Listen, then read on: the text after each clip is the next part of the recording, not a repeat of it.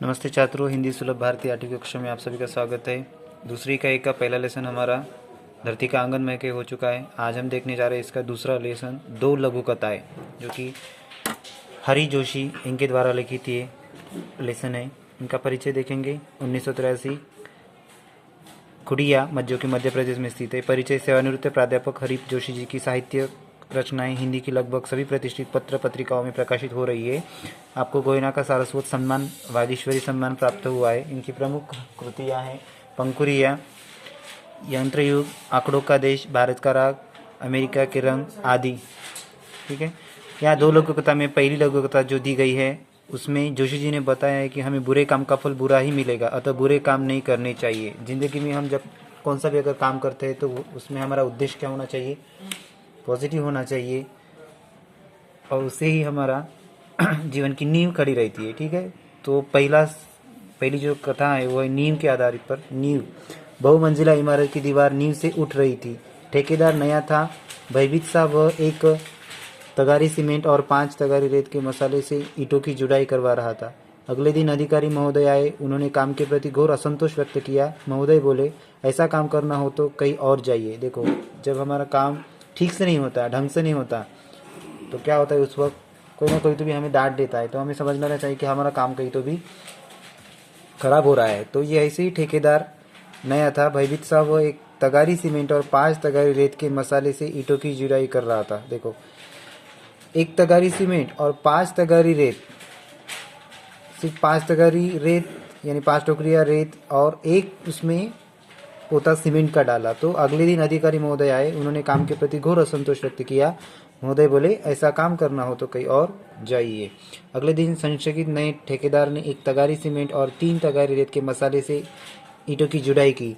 संबंधित अधिकारी आए। उन्होंने नींव की दीवार पर एक निगाह डाली और गर्म हो गए। इस बार ठेकेदार को अंतिम चेतावनी दी, यदि कल तक काम में पर्याप्त सुधार नहीं किया गया तो काम बंद करवा दिया जाएगा। देखो, जो उनको एक्चुअल में चाहिए था, जो प्रॉपर है, जो प्रॉपर वे है, उसी के वे से नहीं चल रहा था, ऐसा उनको लग रहा था। तो ये इन्होंने लास्ट वार्निंग दी कि कल तक काम में पर्याप्त सुधार नहीं किया गया तो काम क्या हो जाएगा? बंद करवा दिया जाएगा। आगे देखेंगे। जब नए ठेकेदार की समझ में बात नहीं आई तो उसने एक अनुभवी ठेकेदार से इस समस्या पर उसकी सलाह चाहिए।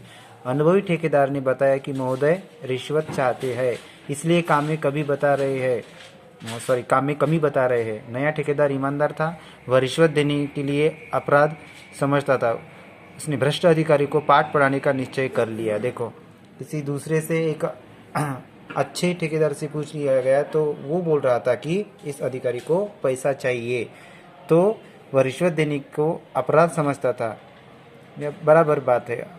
कोई भी अगर कोई किसी को काम के लिए, अच्छे काम के लिए अगर रिश्वत देता है तो वो अपराधी है और वो समझना ही चाहिए। उसने भ्रष्ट अधिकारी को पाठ पढ़ाने का निश्चय किया। तो आगे देखेंगे क्या हुआ। अगले दिन अधिकारी महोदय निरीक्षण करने आए। ठेकेदार ने उन्हें रुपयों से भरा लिफाफा पकड़ा दिया। अधिकारी प्रसन्न होकर जैसे ही जाने लगे वैसे ही एकाएक वहाँ उच्च अधिकारी आ गए। अधिकारी महोदय रिश्वत लेते हुए रंगे हाथ पकड़े गए। देखो, यहाँ पर अधिकारी खड़े हैं और वो रंगे हाथ में पकड़े गए ताकि इनको कोई जो भी पैसा दे रहा था।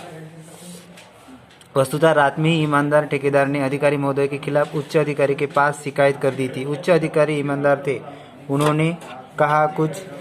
देखो, रात में ही ये सारी बातें अधिकारी को बताई दी गई थी और काम के वक्त पे फिर अधिकारी वहां पर आ गए। उन्होंने कहा कुछ एक भ्रष्ट अधिकारियों के कारण ही पूरा प्रशासन बदनाम होता है। उन्होंने भ्रष्ट अधिकारी को दंड दिलवाने का निर्णय ले लिया। सच ही कहा है, बुरे काम का बुरा नतीजा। ठेकेदार और उच्च अधिकारी की ईमानदारी को समाचार चारों तरफ फैल गया। उनका सार्वजनिक समारोह में सम्मान किया गया। देखो, बहुत सारे लोग अन्याय ही सहन करते हैं, तो ये अन्याय के प्रति अगर जो कोई आवाज़ उठाता है तो यकीनन उसका विजयी होता है। तो उस दिन उसका सार्वजनिक समारोह में सम्मान भी किया गया कि हमें भ्रष्ट अधिकारियों से क्या करना है, बच के रहना है। ये इसकी पहली कथा थी 2 लघु कथाओं में की।